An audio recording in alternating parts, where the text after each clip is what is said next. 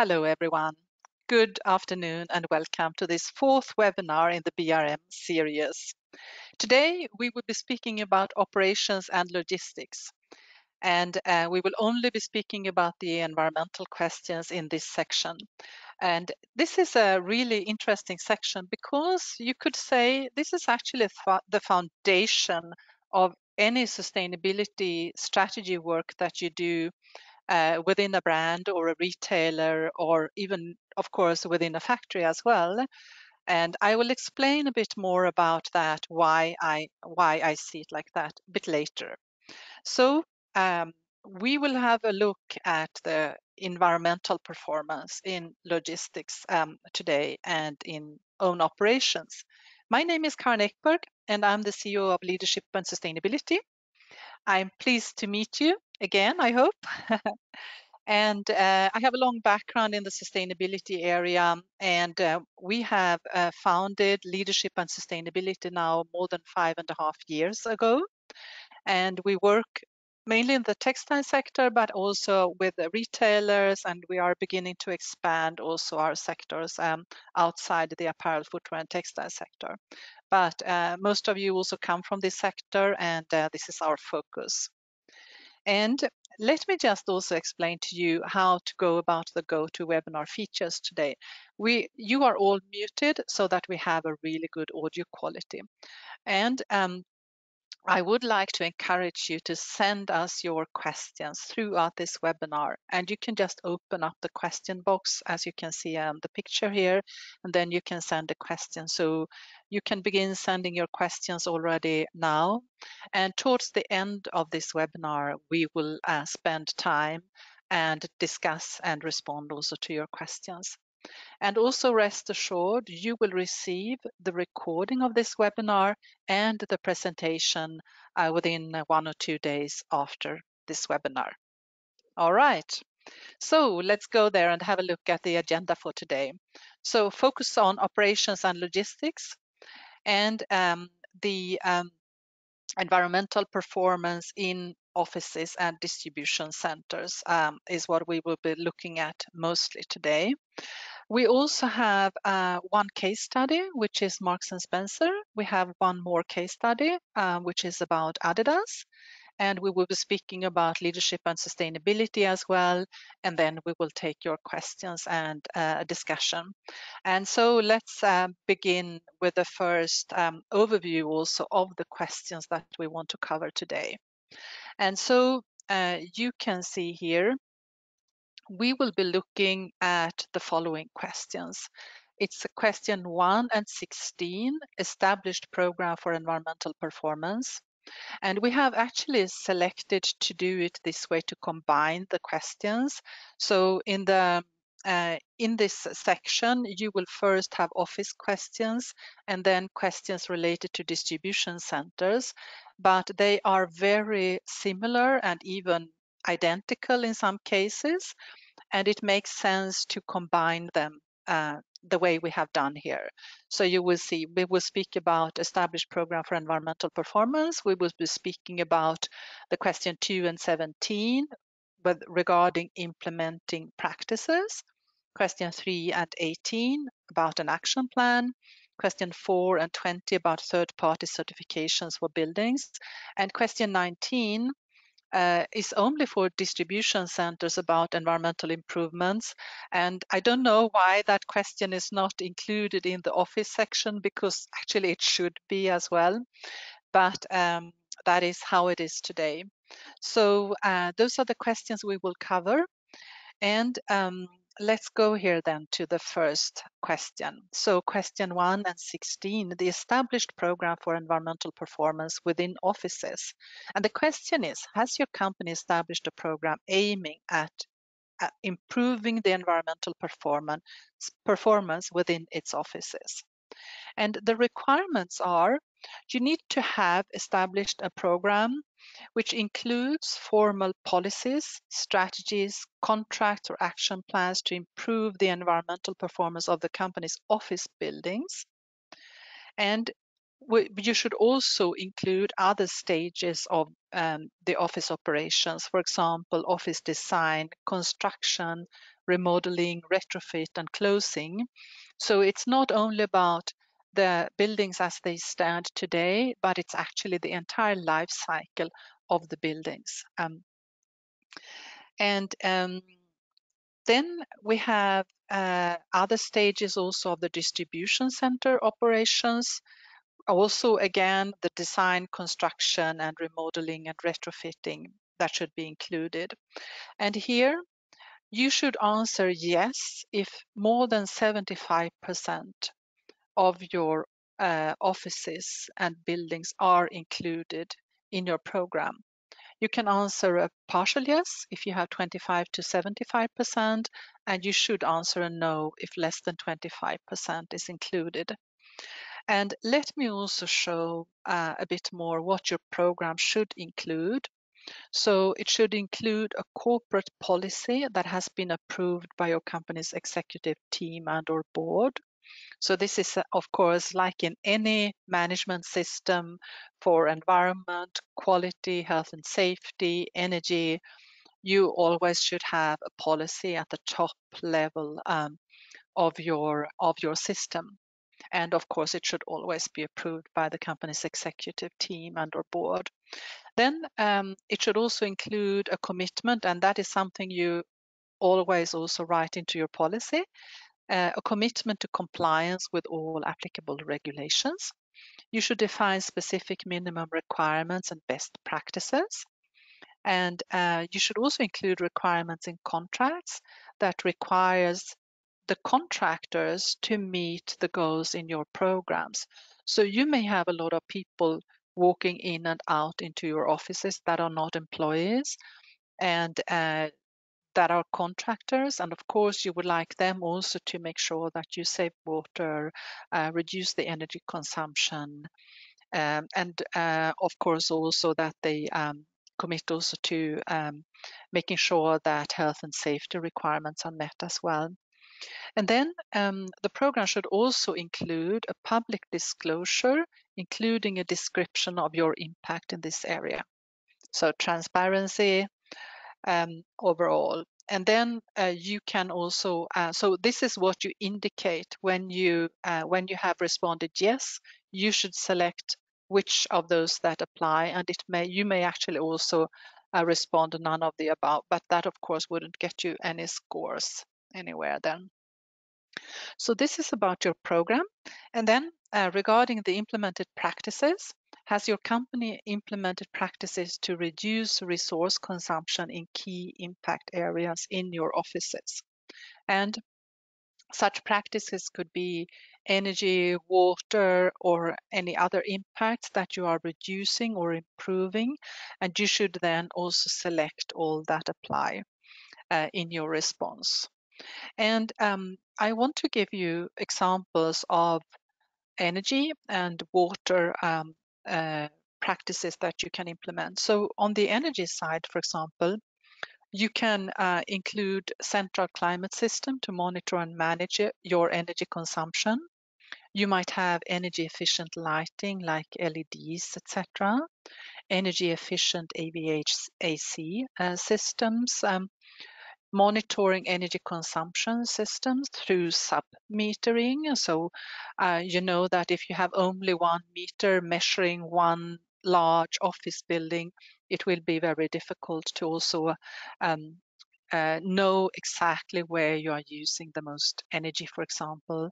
And so the more sub-meters you have, the more granularity you will get into your data, and the better you will be able also to improve your performance then.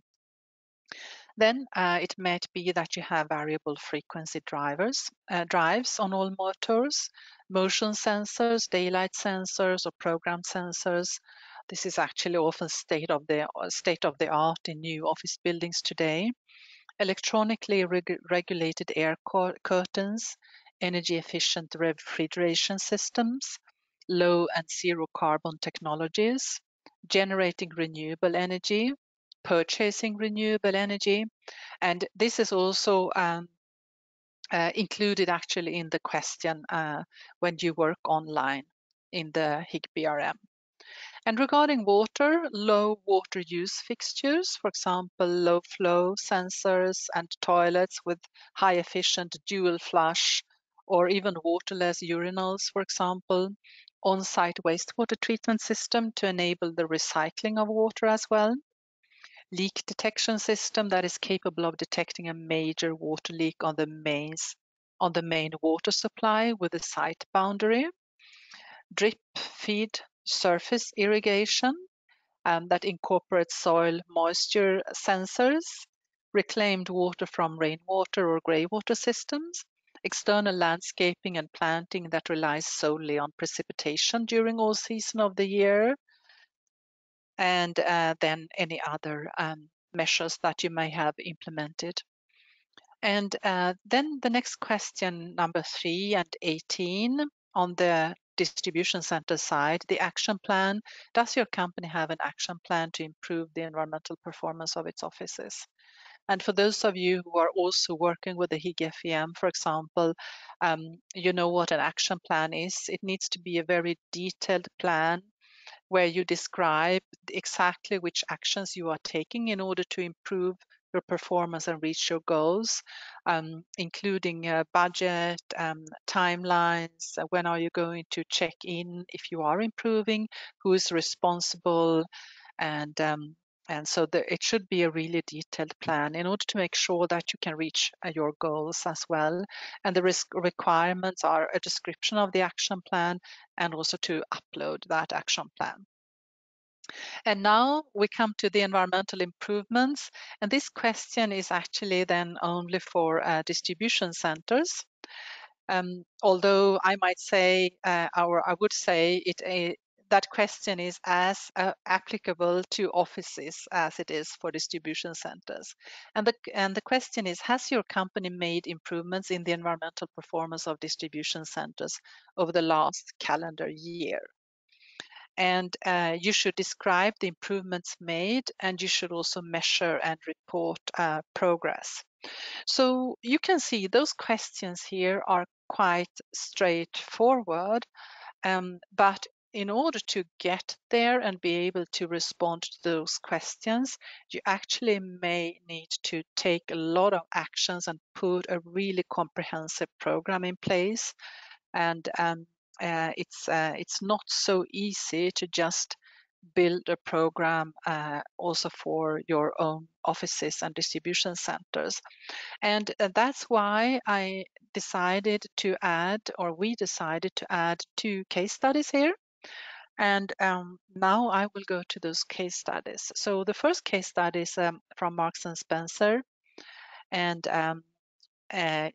they have actually implemented a lot of different actions related to their offices, to the distribution centers, and to the retail stores as well. So they have their Plan A. You may have heard of Plan A. It's a long-standing program, a very, very comprehensive program covering everything they do within the sustainability area. But regarding property and construction projects, they are committed to improving the sustainability of Marks and Spencer estate.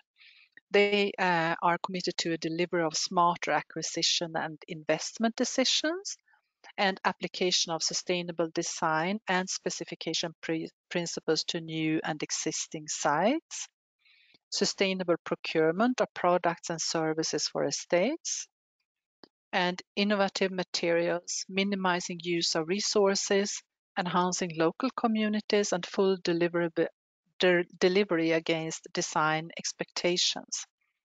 So a very comprehensive scope of the program, really. And improving efficiency of buildings, of course, as well. And they have already achieved quite a lot of great results. So they are certified to all 3 Carbon Trust standards. This is a UK-based standard for carbon, water, and waste reduction. Certified to ISO 50000 for the EMS in UK and in Ireland. 50001 is the management system standard for energy, and also awarded the Wildlife Trust Biodiversity Benchmark, and have since 2010 over 50 different awards for sustainability programs within the property arena. So only within that arena, they have already received 50 awards.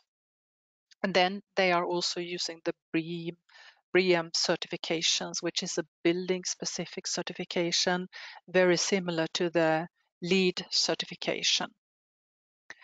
All right, and what are they doing more? Well, listening, learning, responding, and working in partnership. And here you see some example of the stakeholder engagement and the engagement in different organizations where M&S is active, World and UK Green Building Councils, etc., and down to Ethical Trading Initiative. And their holistic sustainability approach includes for energy, reduction of energy, to source energy from small scale sources, and a partnership also to achieve carbon neutrality. And for refrigeration, HFC free sales floor refrigeration. And regarding resources, they are using the corporate forest sourcing policy and FSC certified timber. And it goes on for waste, reducing, reusing, and recycling waste. And there is a long-term goal also regarding circular economy and to future-proof, mindful of future climatic changes and costs, climate resilience, whole life cost approach. So really not only adding, for example, environmental impact from the life cycle or on the life cycle of but actually also adding the cost. And then we have life cycle replacement, maintenance, etc.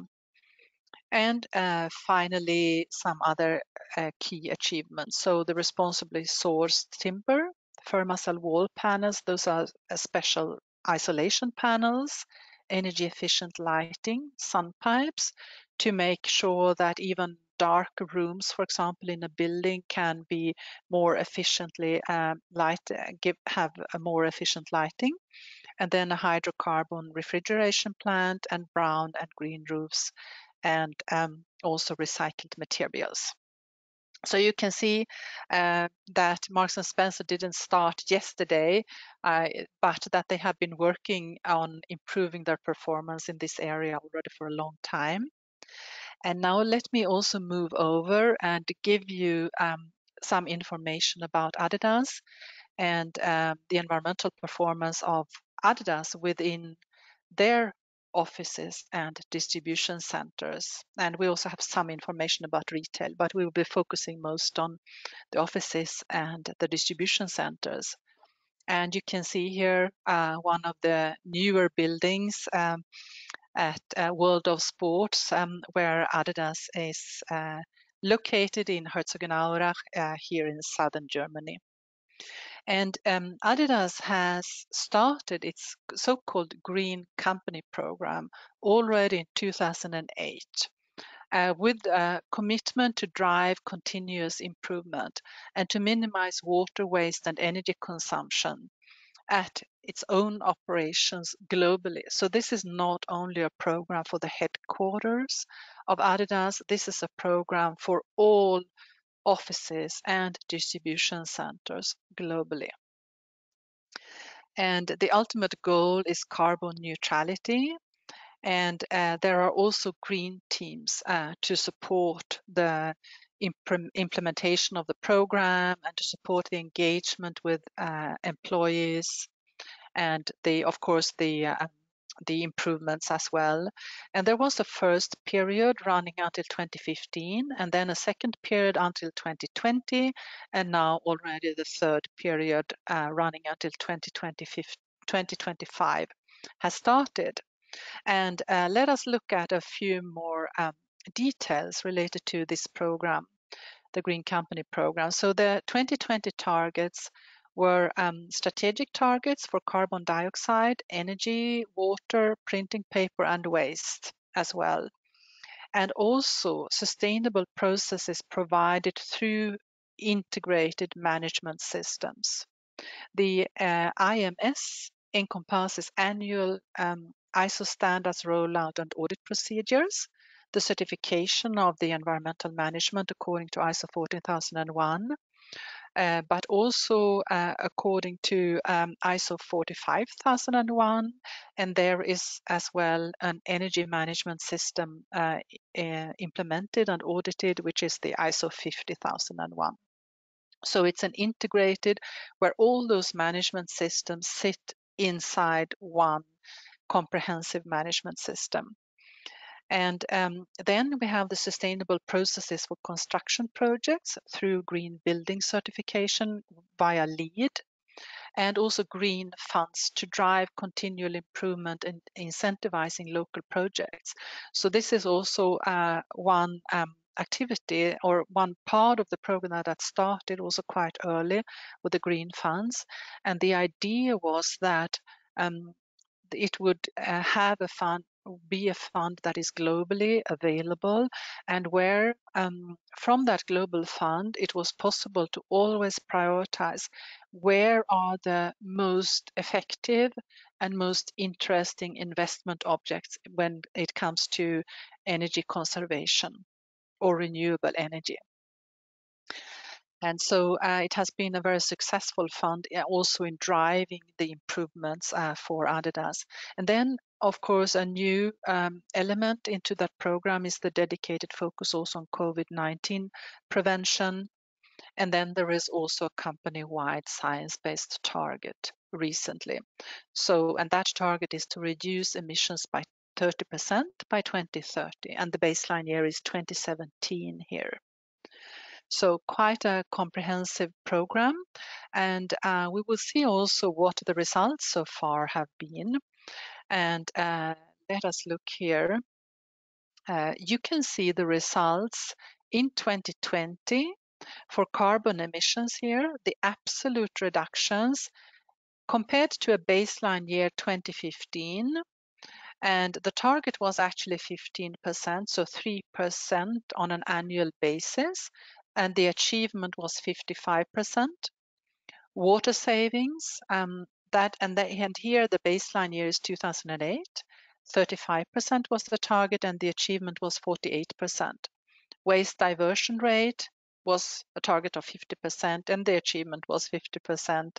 And printing paper, the target was 75%, and the achievement was 80%. And then we also have a plastic waste target where the performance was on track. So far, quite good results. And then when we look at the integrated management system, the system today covers 9 more facilities and 10 more stores with the integrated management system. And the LEED certification incorporates today in total 15 corporate buildings and 7 retail stores. And the internal standards are also there for all new and remodeled stores to comply with Eco Scorecard standards. And so this is quite a large program. And from the very beginning, it was decided to use the management systems as a driver and as a support for this program. So it started already in 2009 with the implementation of ISO 14001 at the largest offices within the Adidas group, and from there it has expanded. Including more and more large offices, including more and more distribution centers, adding on the energy management system, and also adding on the occupational health and safety with the ISO 45001 into the system.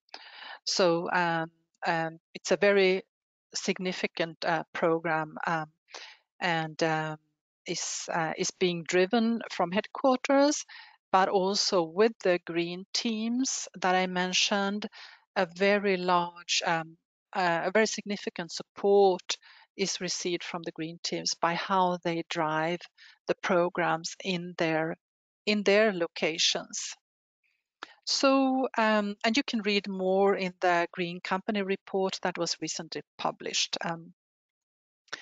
So, what are the benefits of focusing on your own operations? So, we all know that in general or on average in this sector, their own operations for brands and retailers may be on the environmental side, may be a footprint of perhaps somewhere between 5 and 10% of the total footprint that you have. So it's not the largest portion. So why should I do anything at all within my own operations? And well, this is where I would say this is the foundation. This is where you actually need to start because it is your own operations. And and this is true not only for Adidas, but really for any company that is engaged with sustainability. So one benefit is, of course, that you are a role model and you swipe, so to say, in front of your own door. So you start with your own impact before you try to convince your suppliers or your entire value chain to do something to improve. And I think that is a really, really important and strong message.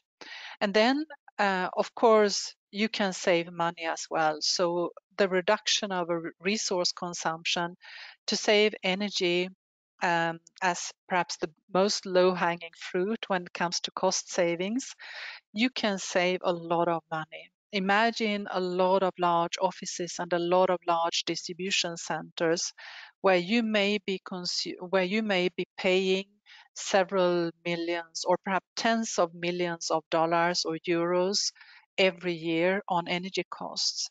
Now, if you can save 10% of energy, you also save 10% in your costs every year moving forward. And then the learnings, what you learn when you drive your programs within your own company, you can also use those learnings when you develop your programs for your supply chain or for your wider value chain as well. And then another really, really important part of this is the employee engagement. And in my experience, also during my years at Adidas and at previous employers where I have had similar roles, it is so important to find really good means to engage with your employees. And so many employees really want to be part of a company becoming more sustainability. So that is, and within Adidas, there is a lot of engagement from all employees. And actually, by engaging employees who form green teams or who support in other areas, you will also see that you will get support to drive your programs with your actual business functions. So, because perhaps your procurement department sits at your headquarters, perhaps your design people sit there as well. So you have a lot of different business functions that sit in those buildings that you are managing for sustainability. And all of those people will, of course, also be involved in those programs here and be inspired to drive improvements and drive sustainability within their own functions as well, even though they may not be responsible for own operations. But and that is a very, very powerful factor that I think that many brands and retailers are perhaps overlooking because if you really want to be successful with sustainability, you really need to find means to integrate sustainability into your entire business, into all your different business operations. So if you have a central sustainability team, you can only do so much. You cannot do everything. You need to have partners within all your business functions who can help you to drive sustainability. And when you then have an own operations program, like what we have seen with Marks and Spencer and with Adidas, and there are other companies who have this as well, you will have such a strong drive within your entire sustainability strategy. So that's really important. And then also recruitment benefits. So your HR department may be really happy about your programs because it's a good marketing for the HR department. We know that many millennials, people looking for a job nowadays, really look at the sustainability credentials of their future employer. And then, of course, in general, also the reputation aspect. So those are all really, really important factors for why it is important to focus also on your own operations. And of course, even if it's 5 or 7% of the total impact that you have, this counts, of course, as well. All right, so was all I wanted to talk about today, but I also want to present our company briefly. Many of you who are online now already know us quite well, but we can of course also support you as consultants, and we can do sustainability strategy projects together with you. We can help you with understanding how to drive a program, especially within your own operations, but also in all other business functions. We can help you to develop handbooks and guidelines. We can help you develop an ISO 14001 management system as well and implement it. And so there are lots of things that we might be able to support you with. And then I also wanted to show you the overall services that we have. So we speak about those 4 buckets that you can see here, where the materiality assessment and strategies at the corporate level, often towards brands and retailers, but also sometimes we work with large manufacturing groups on those services. Then more sustainable materials and products, supply chain and facilities, and then workshops and trainings as well.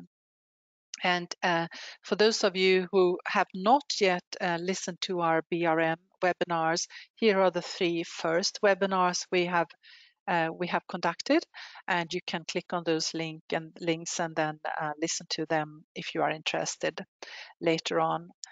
And with that, I would like to lead over to the question session. So, do you have any questions for us? Let me open up the questions or comments. So if there is anything you would like to comment on or question, please feel free to do so. No question yet? Okay. There seems to be no question today. All right. Okay, so with that, then I would like to lead over to the last and final words. And thank you so much for joining us today. Thanks for joining us in previous BRM webinars or in previous other webinars as well. It's always great to have so many people on board. And I would like to ask you also to take care of yourself. I know that some of you live in countries where the COVID-19 crisis is still very, very present. And of course, in every country, it is present still. And please take care of yourself. Please take care of your families as well. And with that, I would like to close this webinar. There is a short survey popping up immediately when you leave this webinar. Please take the time and respond to a few very simple questions about what you liked about the webinar, what you would like to see improved. And with that, I say thanks a lot and take care, everyone. Bye-bye.